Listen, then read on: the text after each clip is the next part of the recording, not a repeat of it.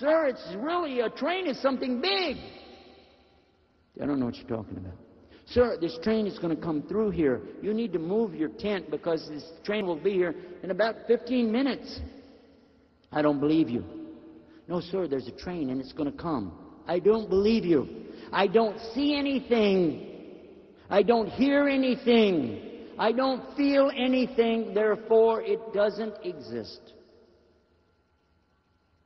Sir, please move your tent. No. You want me to move my tent so you can take this good spot. I found it. Go get your own. This thing is long. You can go that way. You can go that way. I'm not moving. This is my tent. I ain't moving. And you can't make me. Sir, I don't care about that. But this is a lovely little place right over here or right over there. But, sir, you have to get off of this. You can't make me. Sir, this is a railroad track. No, it's not. Then, sir, tell me what it is. What is this if it's not a railroad track? These are designed for wheels to go right here on these two things called rails. And then these boards hold it in place. What do you think it is? Well, these are steps. They're steps? Yeah. Then what is this little rail? He said this is steps for a midget to hold on to. That's his rail.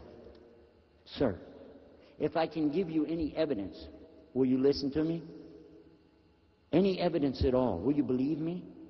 Sir, if you hear the train coming, if you hear the bell, okay, then will you believe? Yeah, okay. And if you hear the whistle, will you believe? And if you feel the ground moving, will you believe? He said, yeah. Okay. In a few minutes, sure enough, the ground starts moving. Do you feel that, sir? Do you feel it? He said, no. Don't you feel it? It's shaking. It's shaking. He said, it's another earthquake. It's a tremor from the one we had on 26th December. He said, sir, I told you it was going to happen. It's time. The train's coming. It's coming around there. It's big. It's going to hurt you. It's going to kill you. Sir, please move off the track. I don't believe you. But you said you would. Listen, listen. There's the bell. Listen. He said, that's the ice cream man. What am I going to do with this guy? Listen, there's the whistle. Listen to the whistle. Huh? He said, that's a sick owl. Owl. You know the bird? Whoo, whoo, whoo. Okay. What can I do? What can I do to convince this man? Are these not the signs of a train? Yes or no? These are the signs of a train. You have shown him the signs, yet he refuses to believe. And Allah tells me in the Quran, it's not me who guides him. That's not my job. I've delivered a message. Now it's for me to get off the track and get away, far away, so I don't get all this on me when the train hits him. Step away. Sir, we've produced evidences here tonight that are testable. I'm sure that you didn't have time to go through all of it tonight, but you can visit our website and test the evidences for yourself. Prove these evidences to be true or false. Either way, that's up to you. My email is wide open, askislam@aol.com, and I can publish your question and answer right on the internet, so anybody can see what you have to say and what I have to say about it, and you're most welcome. But be sure you read the evidences first, because otherwise I'm just going to send you the links and send you right back to it. Okay? Islamtomorrow.com. Check it out for yourself. I'm not trying to guide you to what I have. It's not my religion. It belongs to Him. If you like it, it's your relationship with Him, and you will never have it until you go in your own heart, clean away your prejudice, get rid of all the things, misconceptions, hatred that you already have. Clean your heart. And then challenge God. I challenged God 13 years ago. When I put my head on the ground, the only thing I said was, God, if you're there, guide me. Listen to the statement, if you're there. Is that not a challenge? That doesn't sound like somebody that's really that convinced all of a sudden, does it? So probably you're not convinced. That's fine. And I'm not telling you to make a prostration and put your head on the ground either. I'm not saying that. I did. Because I had met a gentleman who I really liked a lot, and I saw what he did, and I felt like he was doing a good thing.